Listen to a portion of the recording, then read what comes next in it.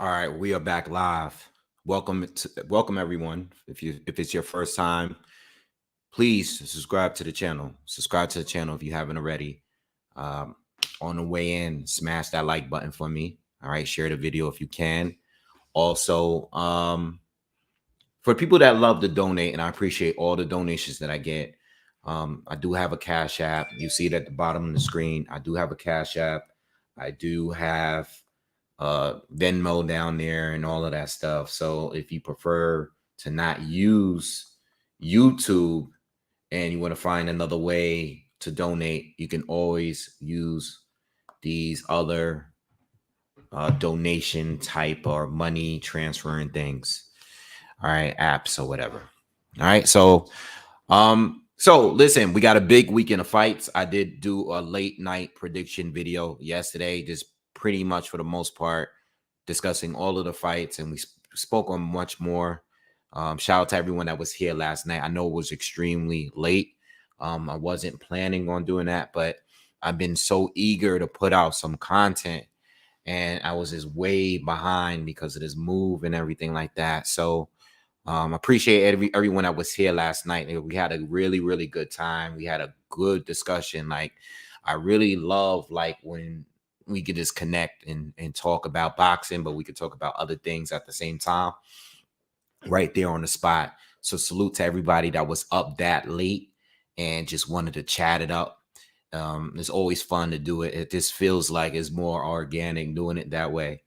All right. So this video here, I had constructed a list of 20 fights, my personal 20 most desirable fights that I want to see in boxing this year, either this year or next year. I mean, this year is pretty much done. So whatever we don't have scheduled, we're probably not going to get this year. All right. But I made this list, and this list is not like in order, okay? Because I kind of just was going through the divisions and just thinking of like matchups that I really want to see. So some of these matchups are scheduled. Some of these fights are going to happen.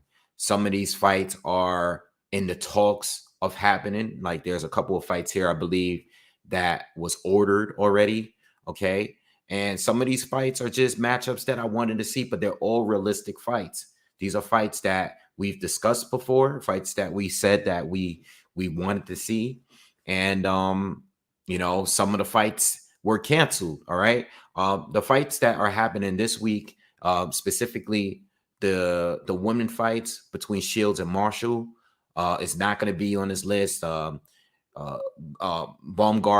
and Mayer is not going to be on this list because they're fighting tomorrow. We get in a fight. So I didn't even bother added them into this 20 matchup list that I constructed. All right. So, but all these other fights are very possible. They're real realistic. You know what I'm saying?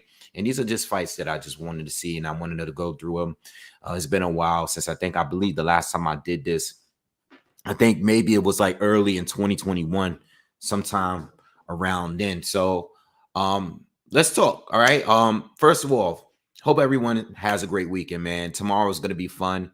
If you weren't here last night, I pretty much told you guys I'm most likely not going to be able to cover the Shields fight, unfortunately, because I'm going to be in Philly, and then I have to fly back here or drive really fast. When I say fly, I mean drive really fast to get back here so I could cover the rest of the fights, because I got a family event to go to. So I won't be able to cover that fight live. But once I get back here, I'm going to do a quick post-fight review if I'm able to watch it while I'm not home. And then we could go from there, and we could go straight into the Haney card, and we could go straight into the Deontay Wilder card as well. So I will have them both on tomorrow, not for y'all to see, but to listen to the commentary. I will do commentary on both cards, both full cards. And basically, you guys already know how I give it up. Whenever I'm doing commentary or more than one card at a time, I basically just go back and forth, whatever is the active, better matchup that's going on, actively happening at that moment.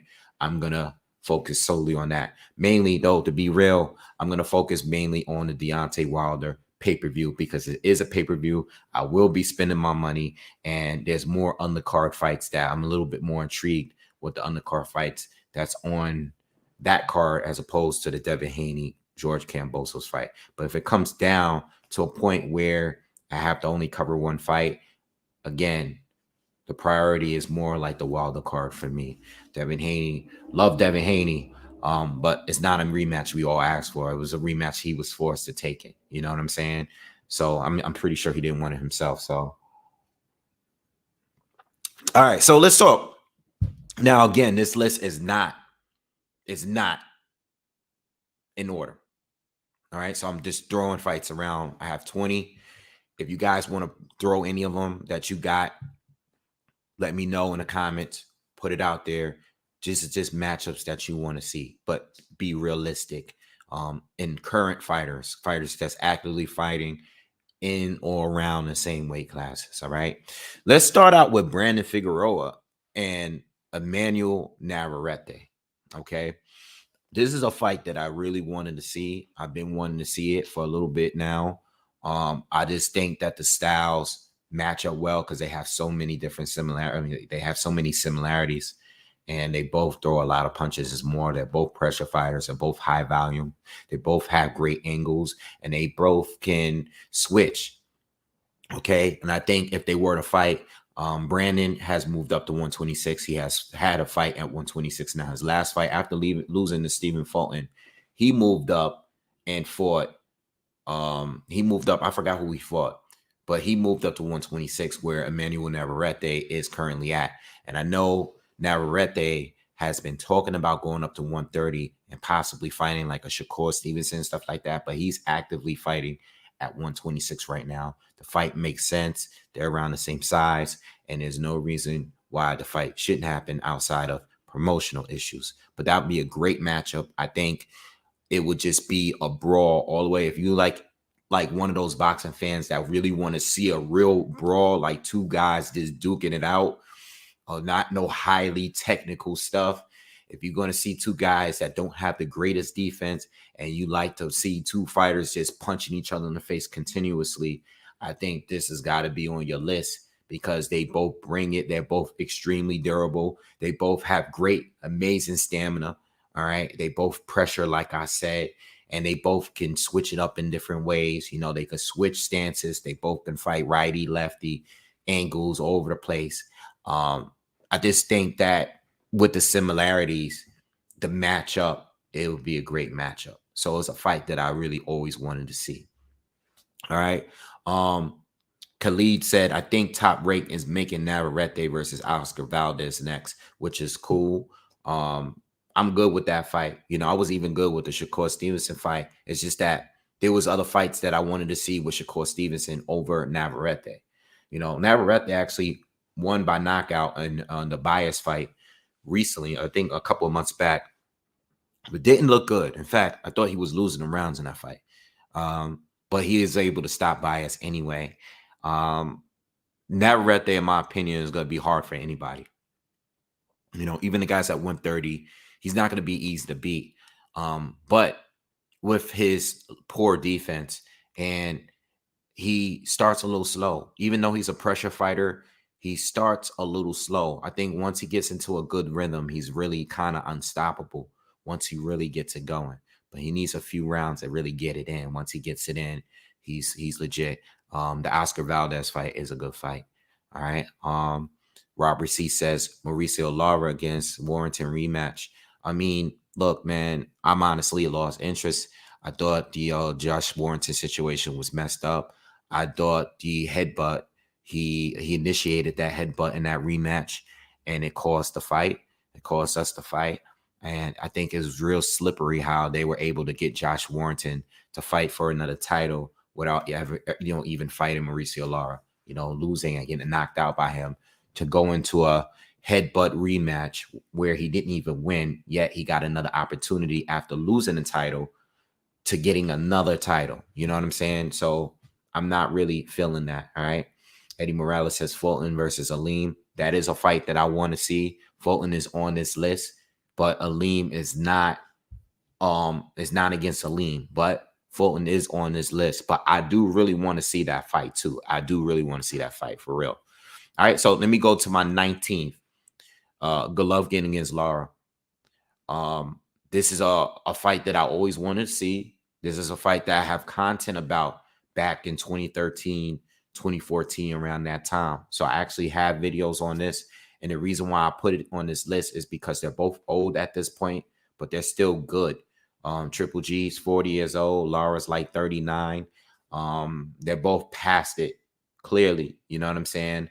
But what I saw in Golovkin in those last 4 rounds or so against Canelo in the trilogy, and what I've been seeing in Lara since he stopped moving as much, I really still want to see the fight. You know, I don't think there was any point, even though Lara was one of my favorites, and so was Triple G. I didn't think even Lara in his prime would have beaten Triple G, but I thought that Lara was definitely the best fighter on Triple G's resume up to a certain point, you know, because at some point there wasn't many guys at 160 that actually wanted to fight Triple G. Okay. The two main guys that was really pressing to fight Triple G or really showed interest or publicly said that they wanted Triple G was Ward, who was up at 168, who was willing to come down at a catch weight, and down at 154, you had Lara. But at 160, everybody was ducking Golovkin at that time. And I thought that Lara, even though he was a 154 fighter, I thought he would have been the best matchup at that time. Better than Willie Monroe, better than Curtis Stevens, better than some of the other fighters that Triple G had fought up to that point. So I thought, so I'm still interested in the fight. And I think the fight makes sense now. It always made sense to me, but it really makes sense now because Golovkin still wants to fight. And being that he is a title holder and he's unified and Lara's pretty much a mandatory and he got ordered to fight him, why not make the fight at this point? I think it should make sense, and it's still a good win if Triple G is to come back and beat him or whatever. And it would be a great win for Lara as well. Probably be his best win, even Triple G at 40 years old, still probably be his best win up to this point. Official win, I mean. All right, so that's my number 19. Let's read a few of you guys and see what you got to say.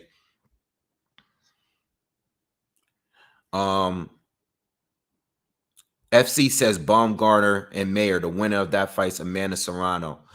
I get where you're going with that, and it's very possible, but I'm not really interested. I'm not really interested as much as you are, but it's a good fight. It was a good fight. I mean, Amanda could definitely fight at that weight. No problem. She's fought there. She's fought higher. So I get it. That's a cool fight. That would be a good fight. That would be a good fight. That would be a good fight. That's a good matchup, matter of fact. Nathan puts Fulton versus Inouye. I might as well talk about it because I have that on my list. This is the second person that brought up Fulton, and that was who I wanted to see. All right. I know Ahmed Daliev is still a champion at 122. Okay. I know he's unified. Fulton is unified, and we're still waiting to possibly, hopefully, get a undisputed fight between those two. But for right now, I believe that Fulton is the best fighter at 122. And Inouye is clearly the best fighter at 118. I mean, he's going to be fighting against Butler soon for undisputed, but Butler is not his biggest test, in my opinion. It's just kind of, he holds a title, you know, he picked up a title and he has the belt, and we're going to get an undisputed fight. With that being said, I love Fulton versus Inouye. I really want to see that fight. I really, really, really want to see that fight right now. I think I did put a poll up, and I think Inouye clearly won the poll. I'm surprised to see that not many people had picked Fulton to win. I do think Fulton has a chance. I think he brings a lot more than what a current Donaire brings. Even though Donaire is still very, very good, I like Fulton at this current point in his career over Donaire.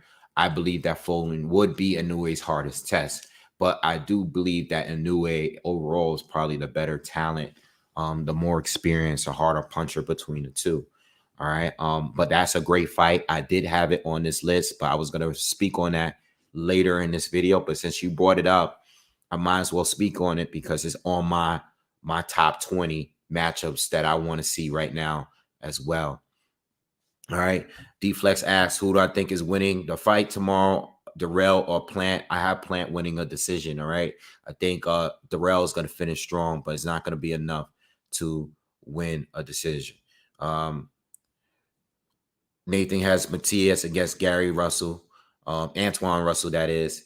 I think that's a great fight, and it's a very realistic fight. And that is not in my top 20, but that is a great matchup right there. That is a great matchup right there. And right now, at this moment, I'm leaning a little bit towards Matias, but I still would love to see that matchup. That is a great matchup right there. All right. Another one is David Benavidez against the Cuban David Morrell. That's the same thing. Another fight against, two younger guys. That is a great matchup. Morrell is very, very good. He's one of the top guys on the come up. And that's a good fight. I don't want to see. I think it's just a little too soon, but I hear you. It's a good matchup, though. All right. Council Serrano's aiming for Erica Cruz. Yeah, this is just fantasy talk. This is just fantasy talk. We're not talking about they're realistic fights, but we're talking. This is just fantasy talk. All right. I know you guys are throwing a lot in there, but let's go on. Let's go on to the next fight. The next fight I got on my list is pretty random, but it's a realistic fight that I want to see, and it's between Keith Thurman and Yordenis Ugas. All right. I think these are the two top welterweights that are older that are still active. Okay. Keith Thurman, former unified champion. All right. Ugas, who actually beat Manny Pacquiao. No, I'm not from Philly. I am from New York, born and raised. But I will be in Philly tomorrow just to visit some family real quick. But yeah, all right. So Keith Thurman, I just want to see him get back in the ring. And to be honest, I don't believe that he beats Spence or Bud. But I also don't believe that, I think his chances of beating like a Boots or Virgil Ortiz might be a little too slim too. And the same with Ugas. With that being said, all of those fights are still good fights. Ugas lost to Spence, but I still feel that those guys are still really, really good. And it'll be interesting to see who can win between Keith Thurman and Ugas right now. I would love to see that fight for the two top welterweights, that seasoned welterweights. I mean, not the prospects, not the upper-coming undefeated guys, but for guys that lost fights and that are still, up there in an elite top welterweights. I would love to see that fight. You can even throw a Kell Brook in there. Those are fights that are all good. All right. But Keith Thurman against Ugas makes perfect sense. They're both PBC. It's a realistic fight. And I think it'll be like one of those fights where, it's like an elimination fight, like as a point, like in a point where if Thurman loses the fight, he pretty much loses it all. And if Ugas loses the fight, he pretty much loses it. Like nobody's gonna want to see you against Bud or Spence or if they put you in there with Boots or Virgil, it's pretty much because they feel like you're past it to a point where they're just trying to get a name, a former champion under their belt. So I feel like if Thurman and Ugas could win this fight, and it's a strong if, because if we don't get Spence and Bud, I think it's realistic that one of these guys might be around, still hanging around for one of these other fighters to fight at some point. The winner of that fight should get one of these guys, either one of the up-and-coming guys or one of the two, like Spence or Bud or whatever. All right. So moving on. Let's go to number 17. This fight is actually happening next. We got Roman Gonzalez against Estrada 3. It's still one of my desired fights because it is what it is. I mean, I personally think Gonzalez won both fights. The second fight was a still really good fight. It was competitive, but I thought Gonzalez clearly won the fight, in my opinion. And we're going to get the third one. And I think the third one is just going to finish this. Let's just finish this trilogy. It was a good trilogy. It's two of the best, two of the top dogs over the years. I want him to get it on, get it out of the way so we can keep it moving. You know what I'm saying? So I'm really, really looking forward to that fight. When it happens, it's a real fight. There's a couple of them that are real, but it's still actually one of my desired fights on the come up. All right. So I can't wait to see it. And you know, I'll cover the fight like I did the last one as soon as it comes up. But Gonzalez and Estrada, another one, number 16, Prograis against Zepeda, another fight that is scheduled. We just had their first face off and stuff. So the fight is actually a desired fight for me. Okay. I actually always wanted to see Prograis against what's his name? Not Zepeda. Um, Damn, what's the other Jose name? What's the other Jose name?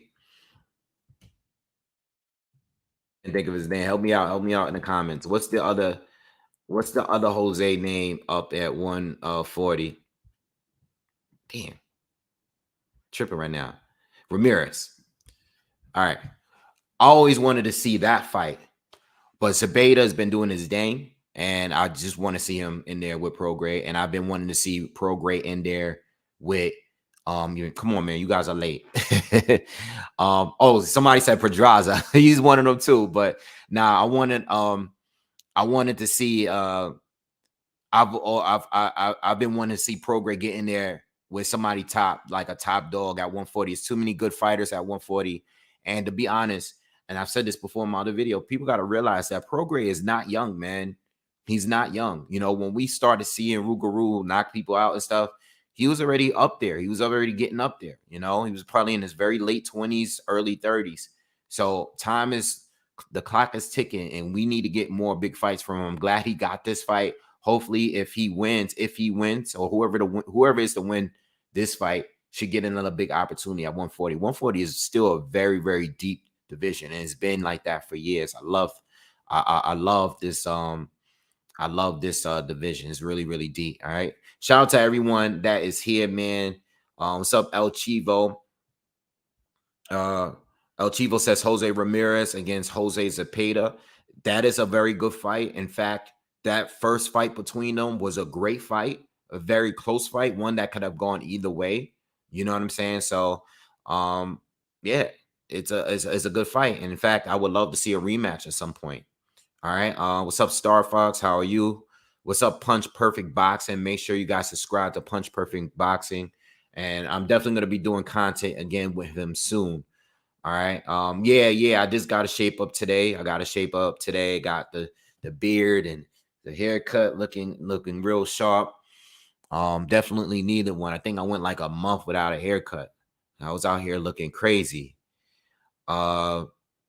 So I know you guys are doing a lot of fights out there. All right. I have Wilder for the person that asked about Wilder earlier. Tomorrow, I have Wilder winning within 5. I have Wilder. I think he's gonna look good tomorrow. All right. Martin versus Colbert. That is a good fight. That is a good fight. I don't think that is like a crazy desired fight for me, but it's a good fight. It is a good fight. I like Frank Martin a lot. I like him. He's good. He's legit. That is a good fight. In fact, I almost messed around and put him in here because everybody's talking about Keyshawn and Frank fighting each other. Everybody's talking about it, and it's not a fight that I was really thinking about it like that because Frank is a little bit more ahead of it in his career. But there's a lot of fans that believe that Keyshawn can beat him right now, even with the 6 professional fights he got. All right. So we just got to wait and see on that. But, I like Frank Martin. So anyway, let's move on. Next one, number 15. And again, these are not in order. I have Jamel Charlo against Fundora. All right. I love that fight. I already think that Fundora is not going to lose to anybody but Jamel Charlo. All right. But that's the fight I want to see. At the end of the day, You know, Tim Tszyu is a good fighter, but I don't think he gets the job done against Jamel. I don't think he really brings anything that Jamel is going to have any issues with. I personally think that Castano was a way tougher fight than Tim Tszyu. I think Castano will beat Tim Tszyu right now. You know, with that being said, Fundora is hard to beat. I think anybody beats Fundora might have a great chance of beating Fundora right now. Is maybe Castano outside of Jamel, but I definitely think Jamel beats him for sure. All right. Jamel's not going to sit in the pocket with him like all these other fighters. He's going to use his movement. He's going to use his jab, and he's going to be throwing bombs from the outside. And, you know, even though Fundora did a better job at using distance in his most recent fight that he just had, he just wasn't able to stay consistent with it. And I could see it, Charlo catching him with a good shot and hurting him and possibly stopping him. All right. You guys are asking some wild questions on here, man. Who do I think looks better dating wise, Baumgartner or Mayer? I actually think Baumgartner is probably the most attractive boxer right now to me. I think Mayer is probably a top 5 though. I think she's not too far behind, but I think Alicia is probably the most attractive boxer in the game right now. And of course, I'm talking about the females.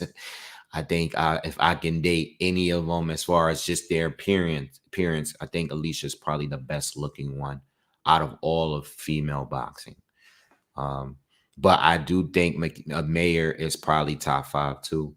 She's up there as well. I think she's very, very attractive as well. All right. Yeah, but I'm not gonna go through too many of them. All right. I'm gonna stay on track. There's a few of them though. There's a few of them out there. All right. So moving on, 14. I got Jai Opataya against Lawrence Okoli. All right, they're both champs at cruiserweight right now. We know that Opataya just beat Breedis, and so he's a champ. He's probably still going to be out for a while. Yes, Hannah Graybros is great looking too. Here we go. But Opataya against Okoli is a good fight. But he's going to be out because he broke his jaw in that last round or two against Breedis in that fight. I don't know who would win because I'm still like, every time I think Lawrence Okoli like reaches a new level, he has like a performance that doesn't look that good. So it's just, you know, like I'm just still unsure about him, but I really like him. You know, I think when he's dominant and he's really aggressive, he's good. I think when he's tying up a lot and stuff, it's just like, oh man, it could be really boring. You know what I'm saying? So I want to see that fight though. You know, those are like my 2 top guys at cruiserweight right now. And I really want to see that fight. That's a good fight. All right. But it could be a great one or it could be a snoozer, depending on how Okoli fights him, you know, because he could really be explosive at times. But when he starts tying up and stuff, he could really kind of be boring. So, but it's a fight that I want to see. And it's in my personal top 20 fights that I want to see. All right. So let's move down the list. Let's talk a little bit about middleweight, all right, and then super middleweight and stuff. So this part, number 13, so far I got, if you're just joining us, I got Brandon Figueroa against Emmanuel Navarrete. I got Golovkin against Lara. I got Thurman against Ugas. I said Inoue against Fulton. I got Gonzalez against Estrada, which is really happening. Prograis against Apeda, which is really happening. Charlo against Fundora. Opataya against Okoli. And now I'm up to Eubank, Janovic, and Munguia. It's a 3-way. I don't care how they do it. I would like to see any of those 3 fight each other. Janovic is on the prowl. He's looking to fight anybody. Munguia is being extremely selective on who he fights. Those guys over there, Golden Boy, don't want him to be in there with any dangerous fighter. They're being very, very selective. I mean, one of the biggest cherry pickers and boxers right now is Jaime Munguia, in my opinion. And Chris Eubank Jr., love him. But even with him, I'm still waiting for him to fight one of these top middleweights. But he has fought tough fights in the past, so I'll give him a little bit more credit. Janibek is a little newer, so he's on the hunt right now. But Munguia, he's been there for a minute. I know he's young, but he's been around for a minute, and I'm waiting to see him fight somebody, whether it's Eubank, whether it's Janibek, whether it's Triple G, whether it's Andre Charla. I don't care. Fight somebody good, please. Please fight somebody good. I'm waiting for Munguia to do it because I like him. I think he can fight. He could definitely scrap. But yo, the people that he keeps putting, they keep putting him in there with guys that's on the same level, or he's just catching them at a good time where they're just definitely past it. They just putting him in there with common opponents and trying to make him have the win look better because he's stopping them earlier. Getting really tired of that. So that's a 3-way. Right after that, one of the most desired fights, one of these fights, this is one of the fights that I wanted to see for years. I'm talking about 2014, 2015, making videos about this fight, is Demetrius Andrade and Jermall Charlo. That is still one of the biggest fights that I've always, it's probably still to this day, is still probably one of my top 5 most desired fights. I really want to see that fight. I still really want to see that fight. I want to see Jermall against Danny Jacobs too, still. All right. Even though, I know Danny Jacobs hasn't looked great in his last couple of fights, I still want to see these fights. It just doesn't make sense that Andrade and Charlo could have all that bad blood and not fight each other. It's just crazy. It doesn't make sense to me. Can't make sense out of it. At some point, they should have fought. And I still want to see the fight no matter what. I still want to see the fight. All right. So that is still on my list. That's number 12. Number 11, Canelo against David Benavidez. Oh, FC just says it. Canelo against David Benavidez is not only a realistic fight, but it's a fight that I've been wanting to see ever since Canelo had started talking about campaigning at 168. Even before he fought these guys, and he's a good fighter, Saunders, Plant, Smith, all of them were good fighters. But before the first fight, whatever the first fight was, whichever one it was, I said David Benavidez. David Benavidez is the hardest fight out of all of those fights. I know David did not have a belt. He screwed himself. I'm not trying to go there. I've said this plenty of time. He screwed himself. But David Benavidez against Canelo Alvarez at 168 is my most desired fight at 168 by far. This is a fight that I've been wanting to see at 168. And this is before, I'm not saying this because everybody thinks Canelo is ducking him. I'm saying this as a fan. I want to see that fight because I do think Benavidez, with his weak resume, I understand his resume is not that good. I still, based on the eye test, would love to see Benavidez against Canelo. I think that would be a great fight. Regardless of who you think wins a fight, that would be a great fight. And I want to see it. And I'm never going to stop talking about it as long as Canelo stays at 168, which is where I think he belongs. All right. Next one, Zurdo against Smith. Zurdo's fighting Bivol. I love the fight. Yes, Gabe Rosado should retire unless he's cool with just being a journeyman at this point. Yes, Flex. Zurdo is fighting Bivol. It's a good fight. It's a fight that I really want to see. I have no problems with the fights that are scheduled at 175. All of them are good. Beterbiev against Yard is good. All of these fights are good. But at the end of the day, and I'm just going to talk about the division because a few of them are here. I have Zurdo and Smith fighting each other. That's Callum Smith. I have Yard versus Buatsi. And I have Bivol against Beterbiev. And I say it like that because even though a lot of these guys are scheduled to fight someone, these are the fights that I wish were happening. And I like the fights that's happening. But I wish these fights were happening because I think Zerto and Smith size, styles, it would make it a great fight.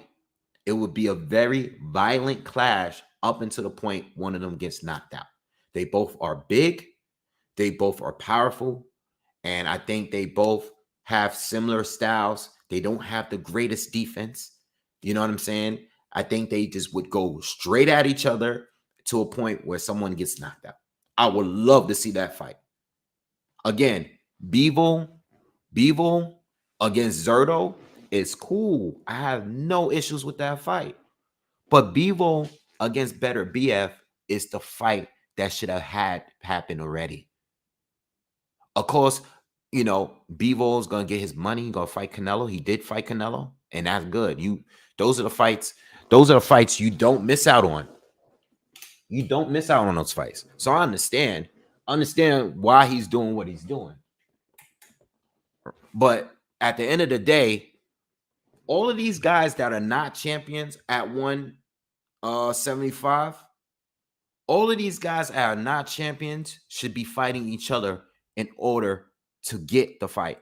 Too many mandatories. Not enough of these guys that's right underneath the title holders are fighting each other, in my opinion. I think it's too many. Like, the thing is, Bivol and Better BF, ever since the Kovalev era, you know, the Andre Ward era, the Adonis Stevenson era, Bivol and Better BF have been on top, and they still haven't fought each other. It's good that they collected all of the belts. Bivol has 1, Better BF has 3.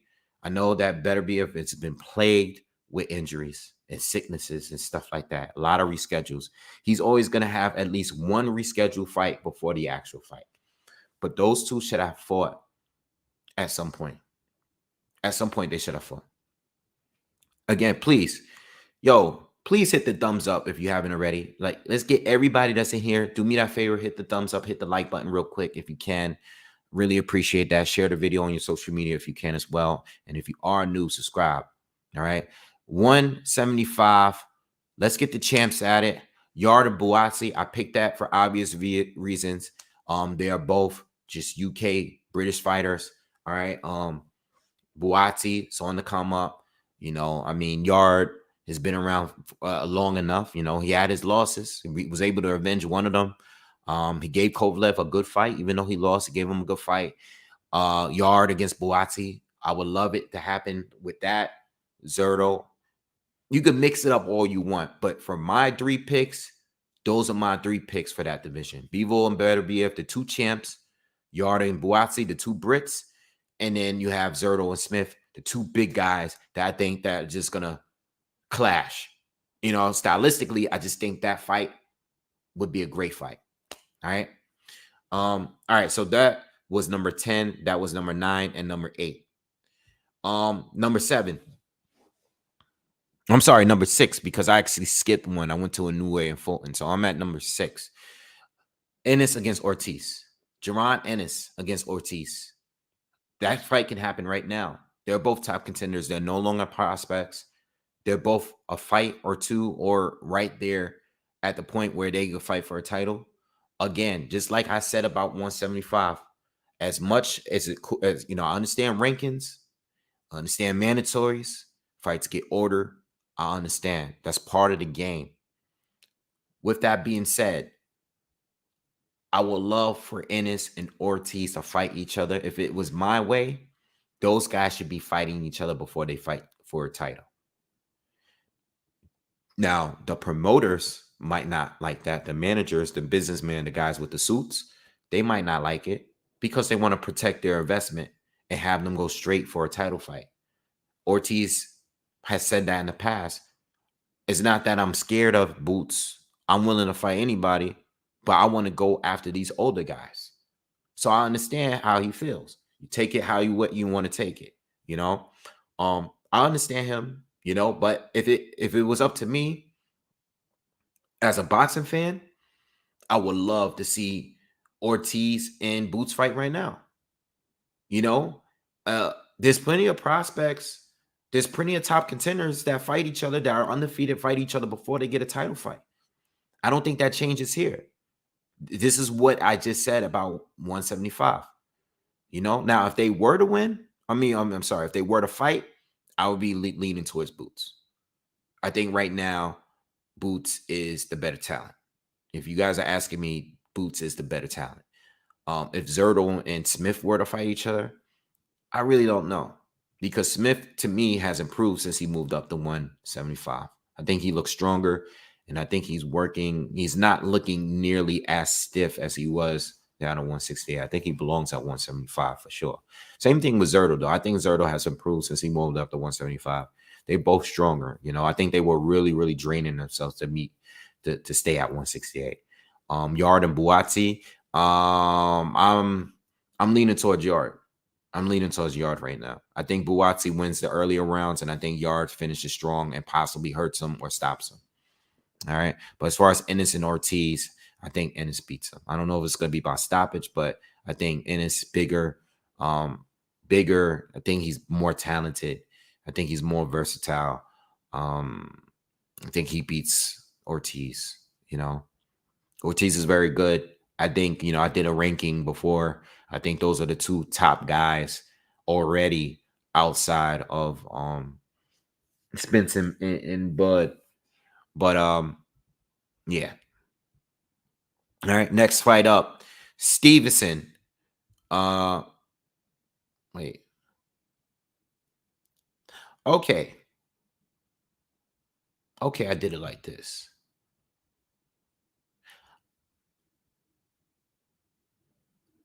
I'm going to change this. I have here Stevenson versus Tank because I really want to see Shakur fight Tank now. But I really want to see Tank fight Ryan. So I'm going to switch that. I'm going to remove Stevenson. I'm going to remove Shakur and add Ryan just because of the bad blood and because I think Ryan has improved. I'm going to put him in there. It's a realistic fight. They're talking about it. I don't think it happens, especially with Tank and what he has coming. He has a court case coming up. I don't believe it happens. I think this is all build up for a fight that's going to happen down the line. If it happens now, I'll be very, very surprised. All right. But I had Shakur against Tank on my list. I still love the fight. But I'm going to go with Ryan right now because I feel that the winner will be knocking out the loser. All right. Ryan is improving. I think he's a lot more dangerous now. And I think this is the thing when it comes to Ryan Garcia and Tank. I might as well talk about it because I haven't talked about it. I said this about Clarissa and Marshall yesterday. Tank might be better, but Ryan is proven quicker. And I'm starting to believe that if Ryan doesn't get clipped, and I mean clipped like real soon, like in his next fight or the fight after, he's going to be very hard to beat because he's improving fast. Say what you want, feel how you feel about him. You don't have to like the dude. The problem I have with Tank is that I already seen his best, and his best was a minute ago. I don't feel like I've seen an improved Tank as the fights go on. I'm feeling like when I watch him fight now, he be giving up so many rounds off the strength that we know he's going to win at some point. You know what I'm saying? Like, their wins, their knockout wins for the most part, except Cruz, but they're not really impressive wins. It's been a while since I've seen him look really impressive. I want to say around the Pedraza fight and maybe the next fight or two after that. But ever since he fought like Gamboa, since the Gamboa fight all the way to now, I really honestly haven't seen Tank improve. And I think part of the reason is He needs to get pushed. He hasn't got pushed in a while. And I think that's not good. I think he needs to have those moments where, and D-Flex, thank you, man. And I appreciate you. Thank you for supporting. Um, thank you. Thank you. I really appreciate that. Tank needs moments. He needs to get pushed. Tank needs to fight someone that's going to really bring the best out of him. And I think he's gone too long with the picked fights. He should have fought Lomachenko by now. Even win, lose, draw, if he had fought Lomachenko at this point, Lomachenko, that fight would have made him a better fighter. You know, because you got to prepare differently for that fight. When you go into these fights where you're just a heavy favorite every time you step in the ring, it just makes it where it's just like, you just know you're gonna win. Like, I know you're supposed to be confident in yourself, but it's like all of these opponents, it's like you already know. We know what the outcome is gonna be. Everybody that watches boxing a little bit know exactly what they're getting into with all of these fights. You know, the Mario Barrios thing was a little intriguing because of the fact that Mario was a true 140. He was undefeated and stuff like that. He did have some nice knockout wins. So, I mean, it was a bit intriguing based on the size, but Barrios wasn't proven at all. So I think with Ryan, if you asked me a year or two ago, I would have been like, yeah, Tank washes him up very easily. But Ryan is improving, and he's improving fast, and he's getting bigger. So the longer they drag this out, I think it's going to be worse for Tank. I said this about Errol Spence years ago when I made videos. I said this about Errol years ago. You know, when Errol was on a come up at 147, and Keith Thurman was on top, Keith and Sean and Kel, I said that these guys should fight him. Fight him. What are you waiting for? You waiting for him to get to a point where you can't beat him? Because that's exactly what's happening. I remember that point where they were there was a PBC event, and I believe that they were interviewing, I don't know if it was Spence, Porter, Danny, and Thurman or whatever. But there's a photo out there that's floating around where it shows Spence with all the belts, and you had all the guys that had all the belts. And now they were looking to fight Spence or had lost to Spence. Not saying that they would have beaten him back then, but these guys are just waiting and avoiding. And then now they're chasing the guy that they were just avoiding. And I think the same with Tank. I think, like, to be realistic, to be honest, Tank should fight him next. I think his best chances of winning is fighting him next. But I do think that if he brings him back down to 135, he's going to be fighting a weaker version of Ryan. I think Ryan, even if he can make the weight, I don't think he's at his best at 135. You know, I think he's going to be drained at 135. He's had 2 fights in a row at 140. He's big. He's going to be stronger at 140. D-Flex, thank you again. Thank you again for the donation. Appreciate it. All right, so let's move on. The next one I have, number 4. I have Haney against Lomachenko. We're going to keep it at 135 for right now. That's my number 4. What's up, Boxing Gems? What's good with you, bro? Shout out to Boxing Gems, another great channel. There's a lot of channels popping up tonight. My man Boxing Gems, one of the best out there, my personal favorite. Make sure you guys subscribe to him. I think just about all of y'all subscribe to him at this point, because I watch his videos and I see y'all in the comments. Yeah. I think Haney and Lomachenko needs. I'm sorry. Yeah, I think Haney and Lomachenko needs to happen. It's just too many things that's been said, and it's for the fans. There's a lot of back and forth between fans at this point. I think it needs to happen. I hope Haney has this one last fight before going up to 140. I know he doesn't have to do it. You know, he's already became undisputed. I know he doesn't have to do it, but I would like him to. I would really like him to. I just want to I want everybody to back up what they said. You know, and this debate over it's mainly started with the franchise title. The franchise title has started the debate, and I want them to finish it. I don't want Devin Haney to just go up and just move up and just, you know, listen, I think he should. I think he's going to have to move up to 140 at some point.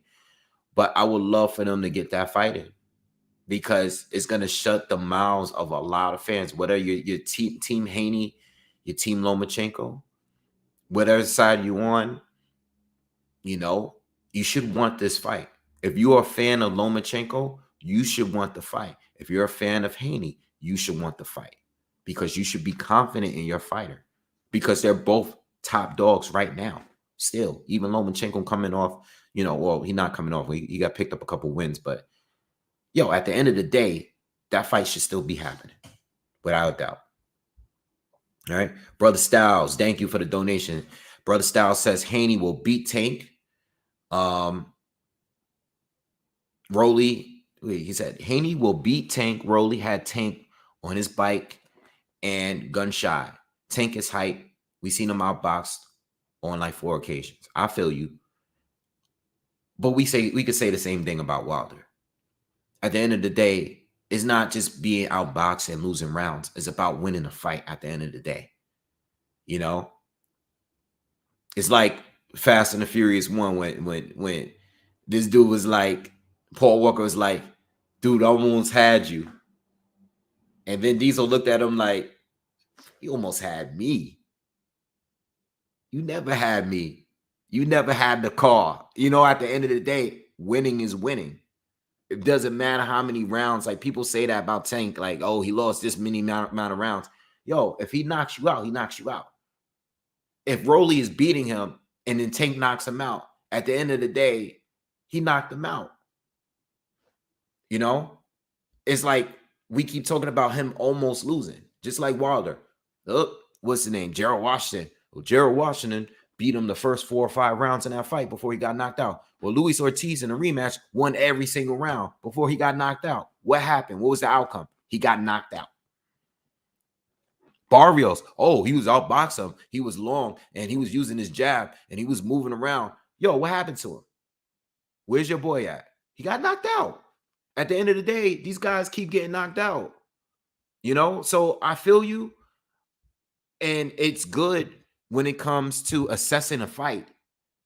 For the next fight, we can say, like, we could look like, okay, this fighter has flaws because in this amount of rounds, this fighter was winning based on what he was doing here. But at the end of the day, he still lost. And I think Tank is very similar to Wilder when it comes to that. Yo, might not win every round, but it only takes one punch. And that's what happened to Rolly. Did you see Rolly? Yo, Rolly didn't know where he was at, bro. Rolly need help walking back to his room. He didn't know where he was at. Period. He just got up and his pops came through and they walked him to the lockers. Yo, he don't know where he was at for a minute. This is what I'm saying. Like, I don't even think he remembers winning the rounds he won. He probably had to go back and look at the fight and saw what happened. He probably really don't remember. Boxing Gyms, what's up, bro? Boxing Gyms, thank you for the donation. He says that's a hell of a matchup. Haney, Loma is tough. Yeah, it's tough. You know, it's a tough. It should happen, period. You know, Haney already said he would never lose to a white boy. So let's get the fight. Back it up. Back it up. And if you're a Haney fan and you feel like Loma ducked them for the franchise title, let's see why. Let's see if let's verify that. I want to see who really wins. Now, thanks, bro. Appreciate it. So I want to see that fight, man. I don't forget nothing. I remember all these interviews. I want to see the fight. I don't forget anything. I don't care. I already told you earlier that Andre and Charlo is still one of my top. It's a top, like, it's still a top fight for me. You know why? Because I never forgot the bad blood you guys had. All that back and forth. I'm never gonna forget. So I'm not gonna forget what David Haney said about Loma. I'm not gonna forget about how the franchise title ruined the lightweight division and held things up. I'm not gonna forget that. I hate that franchise title. Throw it out the window. I want to see that fight. So now you guys are with Top Rank. You know, Loma's having his fight. Loma wins his next fight, and Haney wins the fight tomorrow. Then we could all be happy and get the fight. So we'll see what happens. We'll just gotta wait and see. All I'm saying, I say this all the time. If the fight is made, don't get quiet. Once the fight is made, don't get all weird. I'm talking to all of the fans, both Haney and Loma fans. I like them both. I think Haney's chances of winning now is a lot greater, though.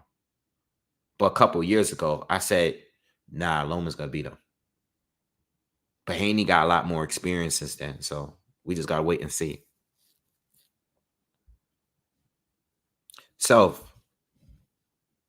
you arguing with me, I'm basically bringing up the points that were said in the last 2-3 years.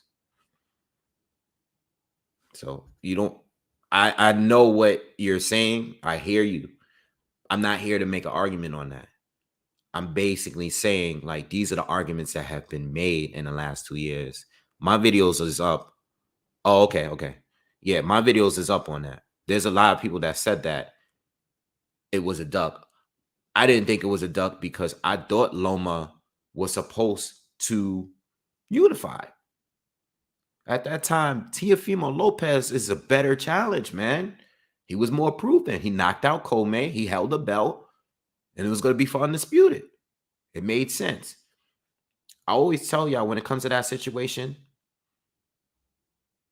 it was the WBC's fault because they should have never allowed that shit they did, made everything confusing. When they made franchise, it was so many inconsistencies with that whole mess. Should have never did that. All right. Appreciate yourself. Chris Carr says all the matchups are good in my opinion. Each one I think he said each one has a weakness. Haney, Such Chin, Ryan, same repetitive combination. Loma and Tank, height disadvantage. Where's this Haney, Such Chin thing come from? Where did that come from? All right, where does it come from?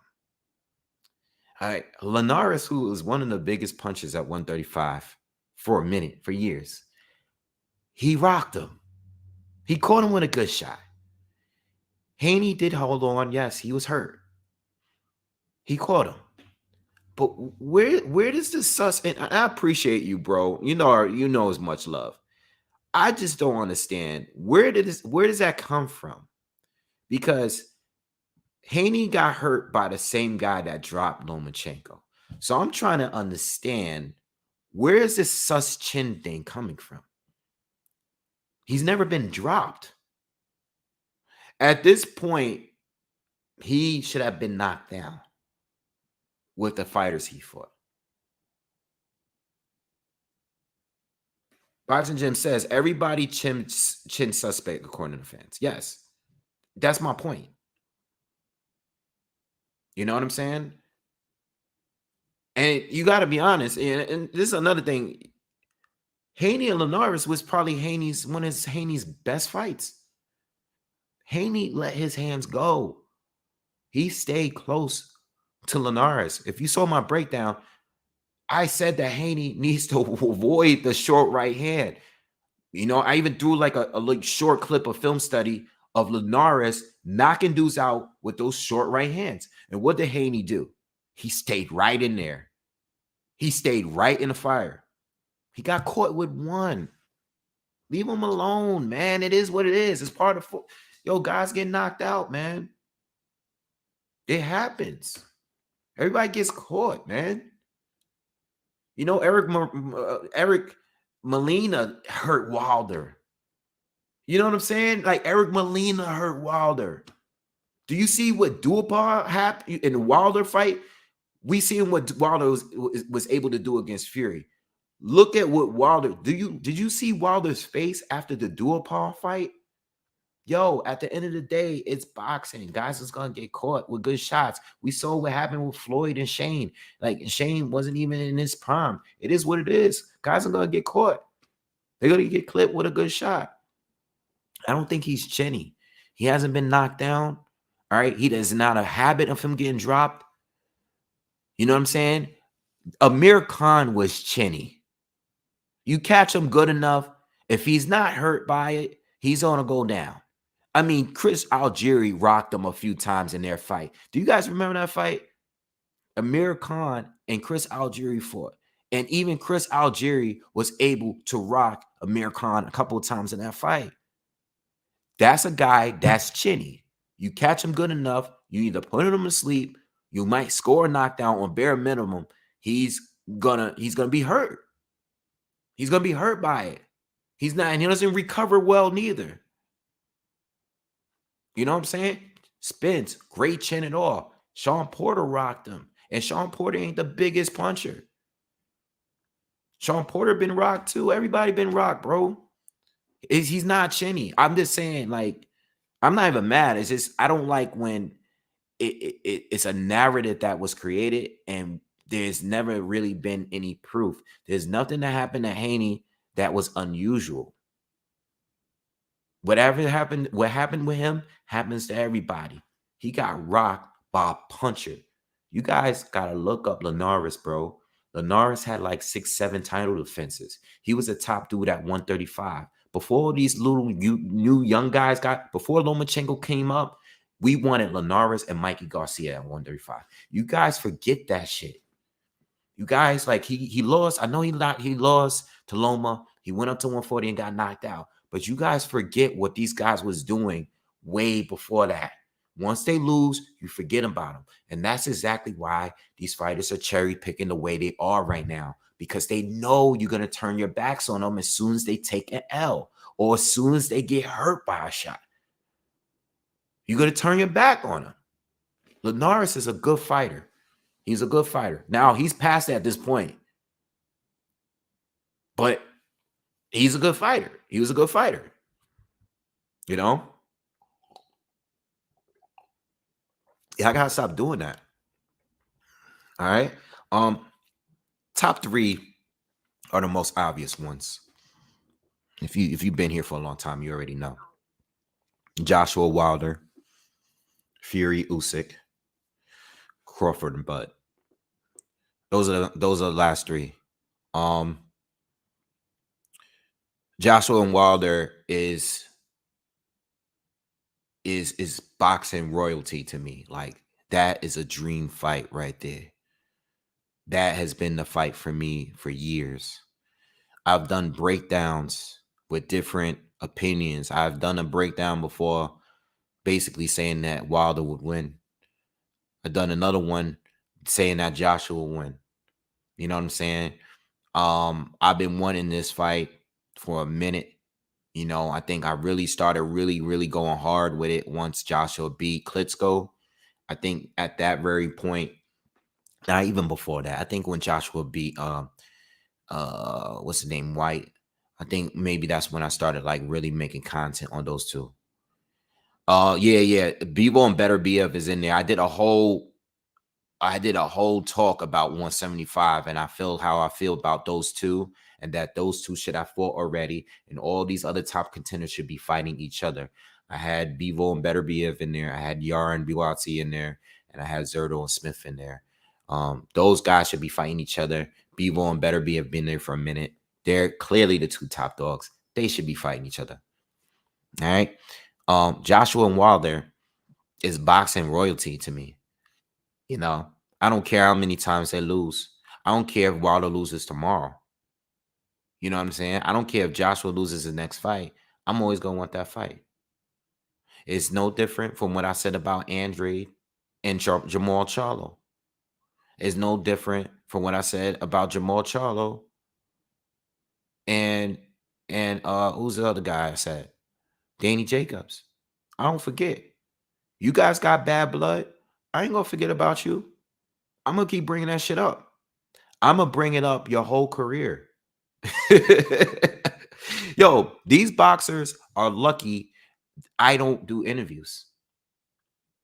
I couldn't do interviews. I wouldn't get a pass because I'm gonna just bring up the fights that us fans wanted, and I'm gonna stay on your ass about it. I'm not gonna leave you alone.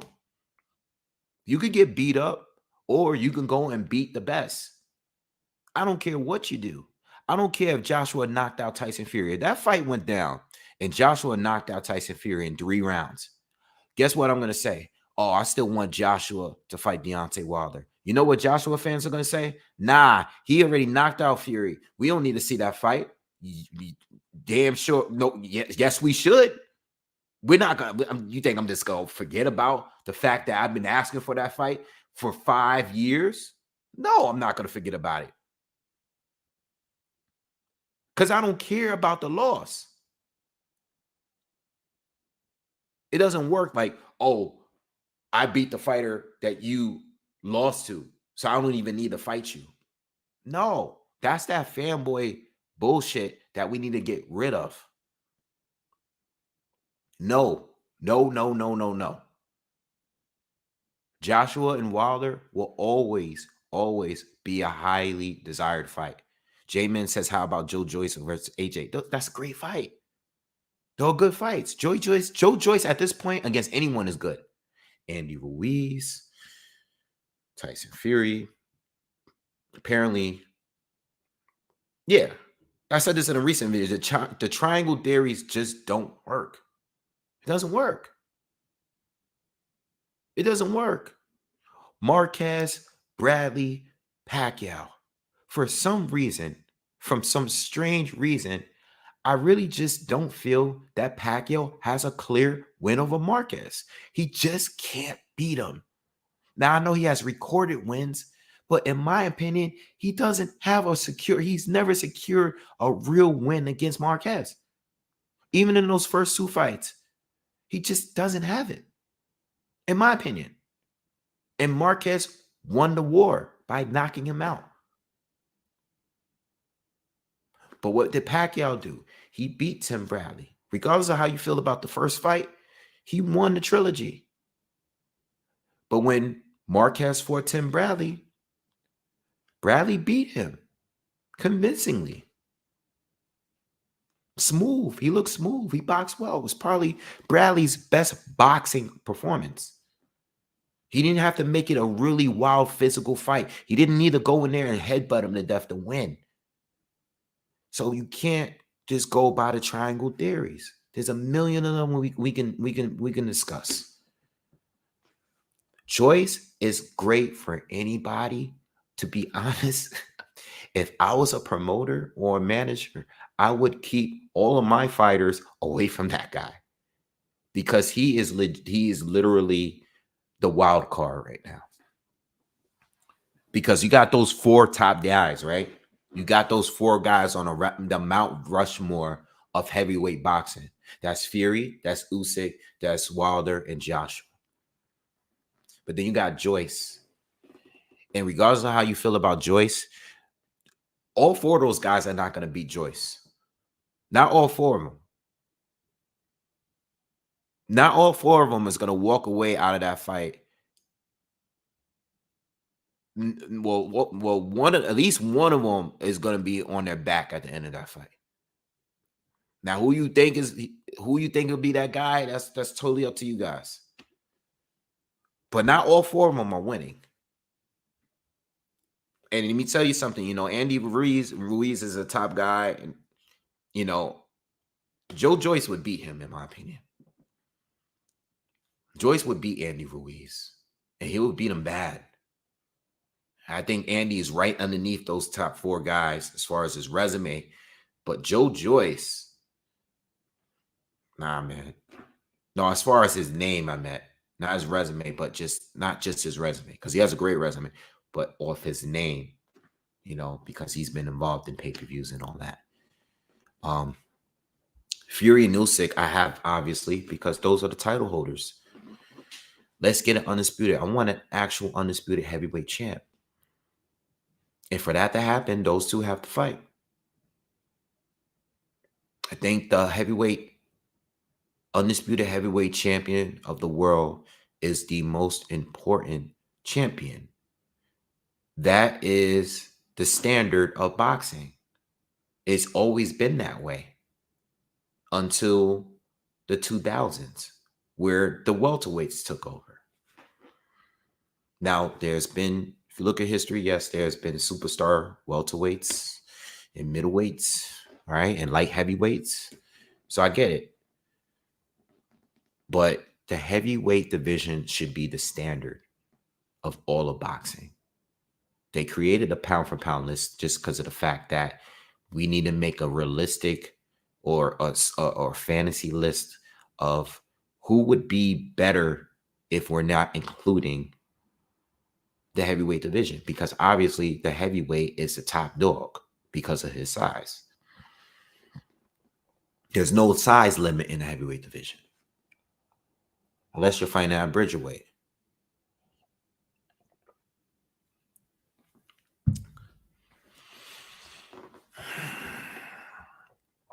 Frank Sanchez is going to be a hard fight for anyone too. That's another guy that's going to be very, very difficult for a lot of boxers because of his style. It's going to be very hard to win against Frank Sanchez on points if the fight goes to a decision. Very, very difficult fighter to beat. You might not like his style, but he knows how to win on points for sure. Crawford and Bud is my number one. Simply because it's very realistic. You got 2 top 5 pound for pound fighters. And I don't know what's gonna happen. This whole thing is nasty. I spoke on it yesterday a little bit. I didn't go into very much details about everything that's happened because it was kind of like I did it randomly. I spoke on it randomly. I honestly don't like the gossip. I don't like the stuff with Floyd. I don't like that Floyd is just coming out saying like that fight's not happening. Mike Competitor is lying. Everything he's saying, nah, fight's not happening. All right. I don't like that AB is saying that Showtime is done. I actually hate it.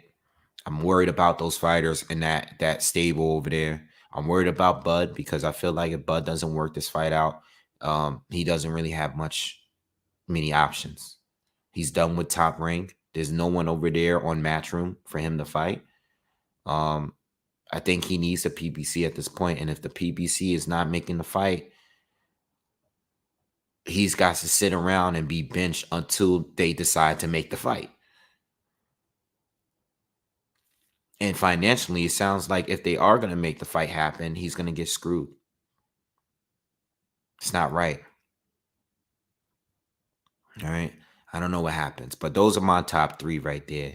If you are late, I'm going to read my list from top to bottom or bottom to top. I had Brandon Figueroa against Emmanuel Navarrete, Golovkin against Lara, Thurman versus Ugas, Gonzalez against Estrada 3, Prograis against Cepeda, which is what we get into, Charlo against Fundora, Opataya against Okoli, Eubank, Janovic, and Munguia, whatever way they want to make it. It's a 3-way round. I don't care. I want to see some of those guys fight each other. Andre against Charlo. That's Big Charlo. Canelo against Benavidez. Zerto against Callum Smith. Yard against Buatsi. Bivol against Better BF. Ennis versus Ortiz. Ryan Garcia against Tate. Haney against Lomachenko. Inoue against Fulton. Joshua Wilder. Fury against Usyk. And Crawford against Bud. All right. These are my most desired matchups. And that's it. So anyway, I want to check out. Again, please, everyone, hit that like button, hit that thumbs up for me, smash that like button for me. If you are new, hit the subscribe to the channel. Also, you can always donate. Shout out to everyone that donated today, but you can also always donate on my Cash App. Information is down there. BoxingWave. You can hit me on there. You can hit me on Zelle and all of that. Not Zelle. What's the other one? Venmo, or PayPal or whatever. All right. Hit me on anything. Hit me on any of that. I will be going live tomorrow, but not for the female card, which is what I really want to be on there for. But I'm going to be coming back from Philly. I have to go to my sister's engagement party. And unfortunately, I'm going to be missing that fight. All right. Unless there's some kind of way I can sneak somewhere and do it. I am going to bring all my equipment with me and try to find a way to jump on live tomorrow. So I don't know, man. Listen, if I could find a good area to set up, I'll do it. All right. But I'll do it. I don't want to miss. I hate the fact, the idea. And if my sister knew I was missing boxing to be there with her, she'd probably be mad. She would tell me to just stay home. But you know, family is extremely important to me. I'm very family oriented, and I put my family before everything always. But I'm going to try to sneak off somewhere and get that video in. If I can't go live, then I will just probably do a post fight video as soon as I get home and just discuss the fight, because I'll, at the very least, I will be watching the fight and probably just be just doing live tweets about the fight like I normally do. So if you follow me, if you haven't followed me on Twitter, please follow me on Twitter, because I am actually active on there. And I like to do the rounds by round while I'm watching it. But I will be covering Wilder against Helenius pay-per-view, and I will be covering the Haney Kambosos card as well, both at the same time. Hopefully I'll be back here by then. All right. Anyway, everybody have fun tonight. It's Friday. Be safe out there. Have a safe weekend. Again, subscribe if you are new, and I'll see you guys on the next one. Peace.